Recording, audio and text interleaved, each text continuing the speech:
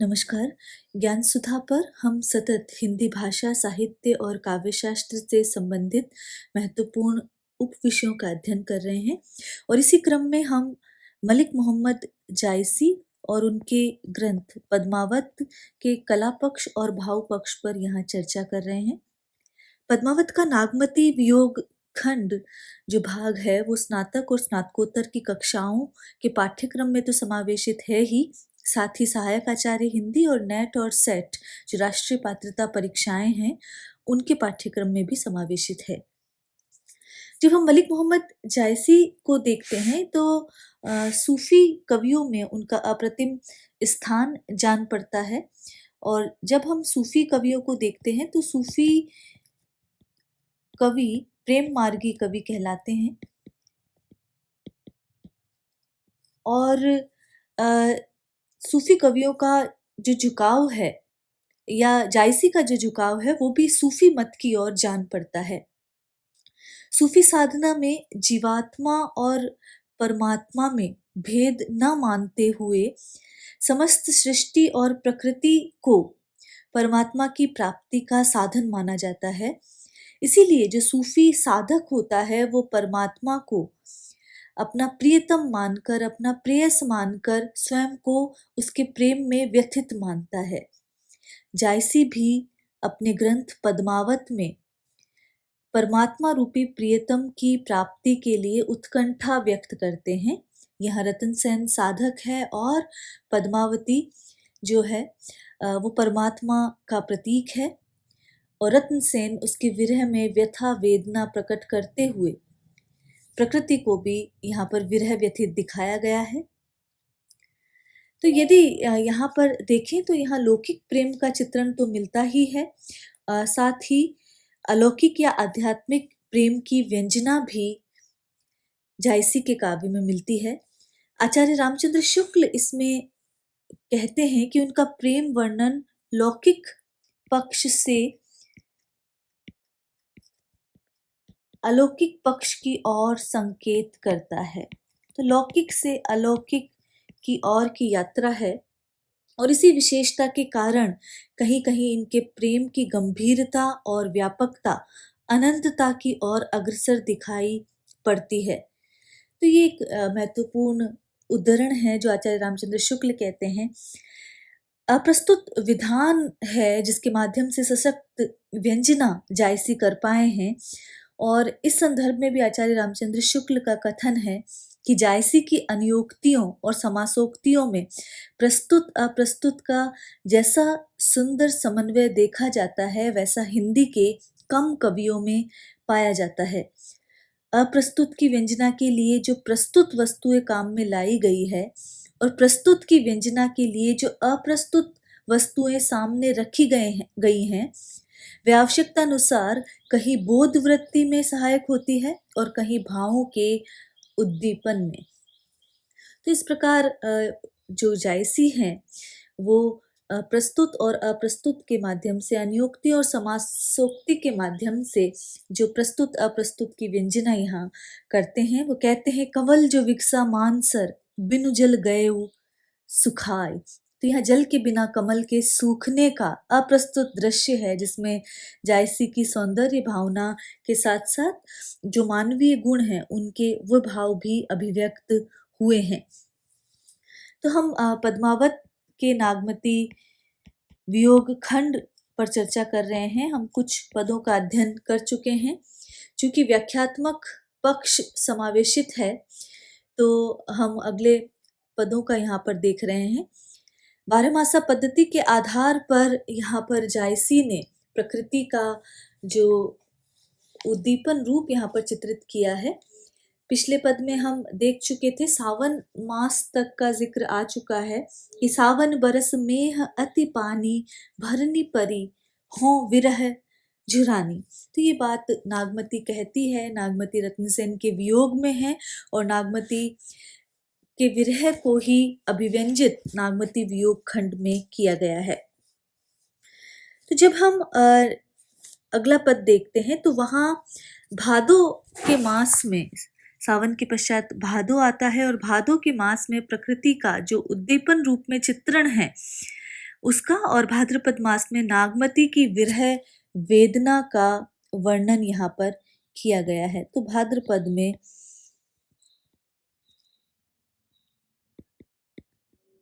नागमती की विरह वेदना, ये प्रसंग है इसका। यदि व्याख्या देखें तो भा बाधो दूभर अति भारी, कैसे भरो रैनी अंधियारी, यहाँ इसे भरो समझा जाए।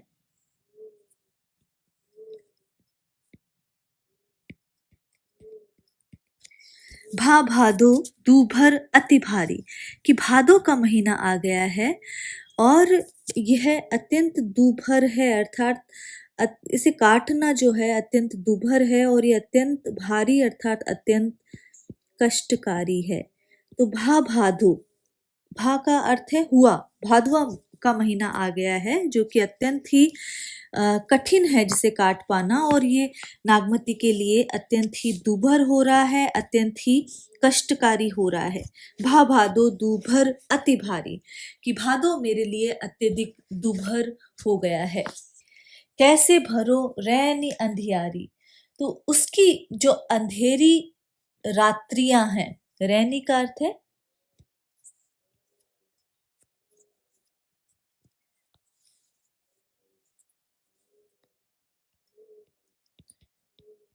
रात्रि, कैसे भरो रैनी अंधियारी, तो उसकी जो अंधेरी रात्रियां हैं वो कैसे भरो अर्थात कैसे काटी जाए, कि उसकी अंधेरी रातों को मैं किस प्रकार काटूं। तो मैं नहीं समझ पा रही हूँ कि प्रियतम के वियोग में ये काली अंधेरी जो रात्रियां हैं वो कैसे बिताऊं। मंदिर सून पीऊ अनते बसा, यहाँ पर जो इस माह की कठिनाई को बताते हुए नागमती कह रही है कि मंदिर सून पीऊ अनते बसा, कि मेरा ये जो घर है, मंदिर का अर्थ मेरा मंदिर सूना है, मेरा हृदय सूना है, मेरा घर सूना है। मंदिर से तात्पर्य यहाँ पर घर और हृदय दोनों से हो सकता है, कि मेरा घर और हृदय सूना है क्योंकि जो प्रिय है वो अनते अर्थात कहीं और बस गए हैं, अन्यत्र। मंदिर सून पीऊ अनते बसा, कि मेरे प्रियतम हमसे दूर घर छोड़कर कहीं अन्यत्र बस गए हैं, इसलिए मुझे चिंता हो रही है। सेज नागिनी फिर डसा, और ये जो शैया है वो नागिन बन गई है, सर्पिणी बन गई है और वो मुझे बार बार डसती है, क्योंकि प्रिय अन्यत्र हैं इसलिए शैया मुझे नागिन के समान डस रही है। रहो अकेली गहे एक पाटी, यहाँ शैया का उदाहरण दिया गया है, तो मैं अकेली हूं और उसी शैया की एक पाटी को पकड़कर, गहे का अर्थ है पकड़कर, अकेली उस सेज पर प्रियतम की अनुपस्थिति में मैं पड़ी रहती हूँ। तो उस सेज पर केवल एक पाटी को पकड़कर उस सेज पर मैं अकेली पड़ी रहती हूँ। नैन पसारी मरो ही फाटी, और इस स्थिति में प्रियतम की प्रतीक्षा में नैन पसारी अर्थात आंखें जो हैं वो खुली रहती हैं और हृदय जो है वो फटा रहता है, पीड़ा से फट जाता है। ये बात यहाँ पर कही गई है। चमक बीजु घन गरजी तरासा, कि जो बिजली है वो, बीजु का अर्थ बिजली, कि बिजली तो चमक कर और घन गरज कर मुझे डराता रहता है। बिरह काल होई जीव गरासा, और इसी के साथ विरह जो है वो काल बनकर, होई का अर्थ है बनकर, विरह काल बनकर मेरे प्राणों को, जीव का अर्थ यहाँ पर प्राणों को ग्रस्त कर लेता है अर्थात प्राणों का हरण कर लेता है। तो बिजली चमक कर और मेघ गरज कर मुझे डराते रहते हैं और विरह काल मेरे जीवन को डसता रहता है। ये बात यहाँ पर कही गई है। बरसे मघा झकोरी झकोरी। मघा एक नक्षत्र का नाम है। यहाँ अनेक नक्षत्रों के नाम आ रहे हैं, चाहे पुनर्वसु नक्षत्र की बात हो। यहाँ मघा का है कि बरसे मघा झकोरी झकोरी। यहाँ पर ये कहा गया है कि मघा नक्षत्र के आने से जो बादल है वो झकझोर वर्षा कर रहे हैं। तो ये बात यहाँ पर कही गई है कि मघा नक्षत्र के लग जाने से बादल प्रबल वेग से वो जल वर्षा कर रहे हैं। मोर का अर्थ है मेरे, दुई का अर्थ दो, मेरे दुई नैन, मोर दुई नैन चुवे जस औरी। और मेरे जो ये दोनों नेत्र हैं वो ऐसे झरते हैं जैसे कि नाली में से वर्षा का जल धार बांधकर गिरता रहता है। ओरी का अर्थ जो छत आदि पर जो नाली बनी होती है और उससे वर्षा का पानी जो अनवरत गिरता रहता है, या जैसे कि छान का जो छपरा टपकता रहता है, वैसे ही निरंतर मेरे नेत्रों से जल वर्षण हो रहा है। तो ओरी का तात्पर्य है यहाँ पर छत पर बनी हुई नाली या छान का छपरा। तो जैसे छान के छपरे से वर्षा ऋतु में निरंतर जो जल टपकता रहता है, ठीक वैसे ही मेरे नेत्रों से, दोनों नेत्रों से निरंतर वर्षा हो रही है, अर्थात अत्यंत ही जो वियोग में नागमती व्यथित है।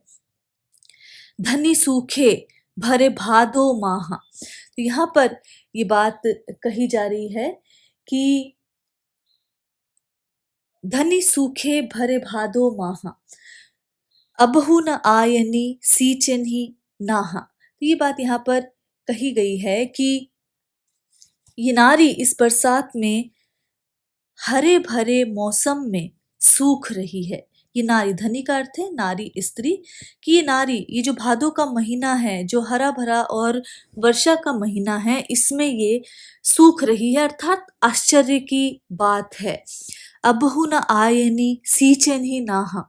और उसकी ये दशा देखने पर भी उसके जो प्रिय हैं वो अभी तक नहीं आए हैं। तो अबहु न आयनी सींचन ही नाहा। तो ये बात ये कह रही है कि अभी भी उसके जो पति है वो उस पर जो स्नेह करने के लिए वो नहीं आए हैं।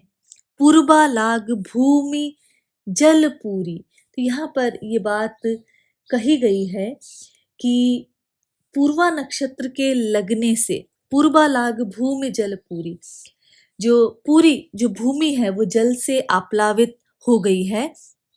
आक जवास भई तस झूरी।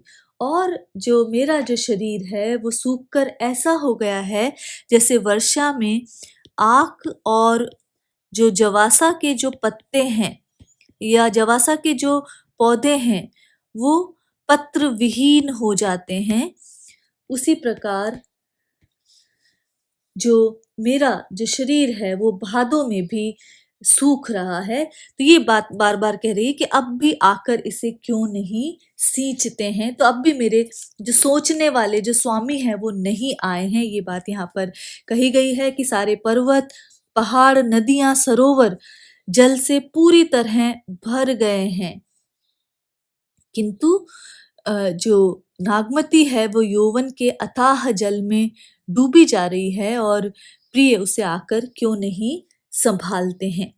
तो यहाँ पर जब पूरे पद में देखते हैं तो जो कुछ बातें निकल कर आती हैं कि एक तो प्रकृति का उद्दीपन रूप का चित्रण है,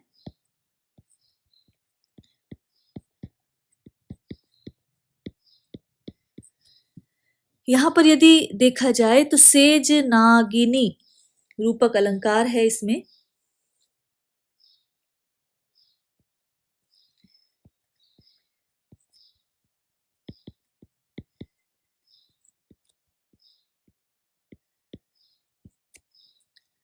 और समूचे विरह का मानवीकरण यहाँ पर किया गया है। अवधी भाषा है, दोहा चौपाई छंद का प्रयोग यहाँ पर किया गया है। आक और जवास जो दोनों ही पौधों का यहाँ पर जिक्र है जो कि वर्षा में पत्रहीन हो जाते हैं। तुलसी अर्क जवास पात बिनु भरऊ, तो ये होता है। भाद्रपद मास में कृष्ण पक्ष में मघा नक्षत्र बरसता है, तो ये भाद्रपद मास की बात की जा रही है। चूंकि भादो मास की बात है तो भाद्रपद मास में जो मघा नक्षत्र है वो बरसता है, तो ये बात यहाँ पर की गई है।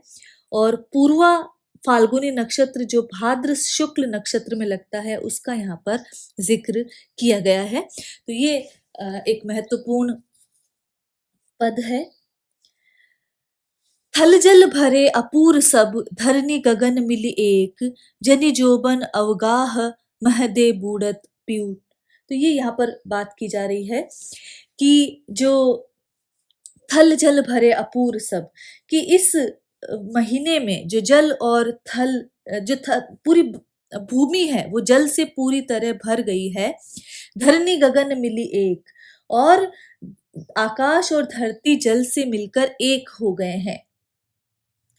जनि जोबन अवगाह मध्य बूढ़त पीयूट एक, तो यहाँ पर ये कह रहे हैं कि इस यौवन के गंभीर जो ये जल में मैं डूब रही हूँ, तो तुम आकर इसे क्यों नहीं बचाते हो। प्रिय आकर इसे इस जल से, इस अगाध जल में डूबने से मुझे क्यों नहीं बचाते हैं।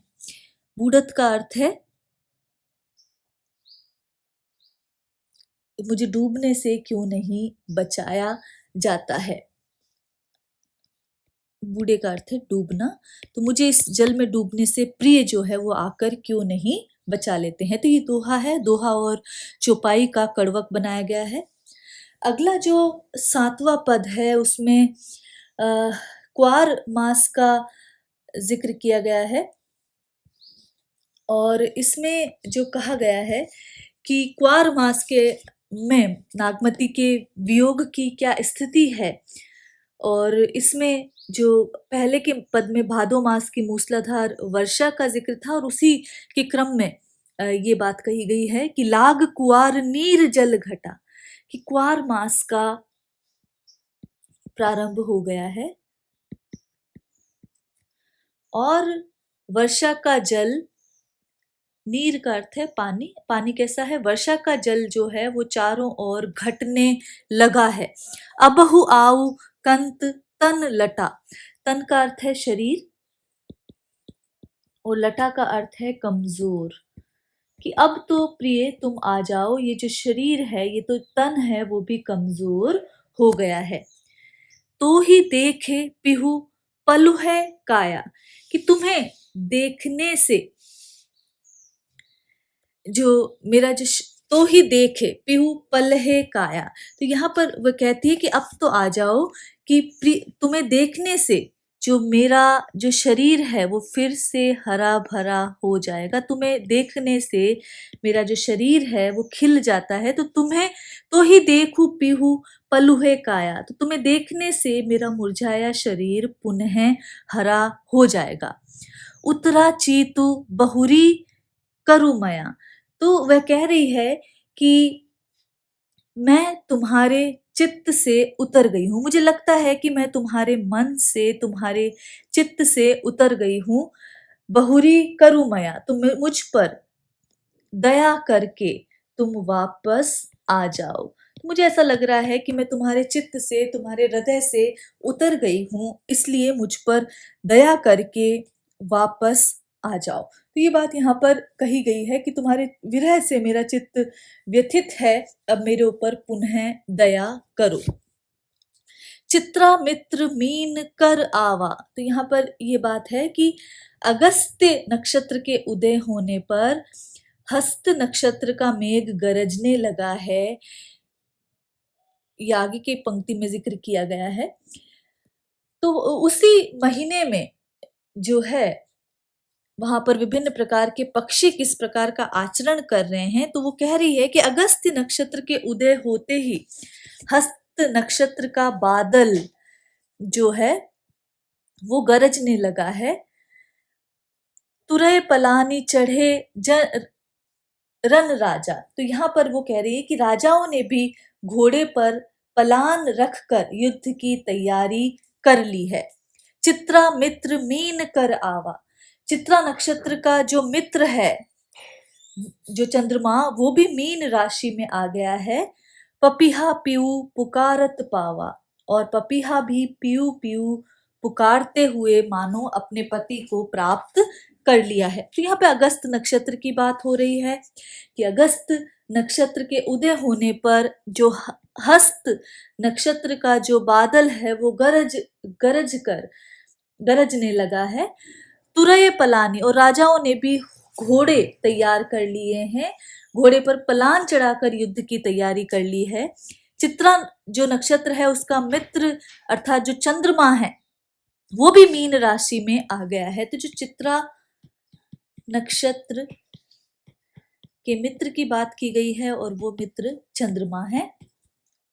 स्वाति बूंद चातक मुख परे, समुद्र सीप मोती सब भरे।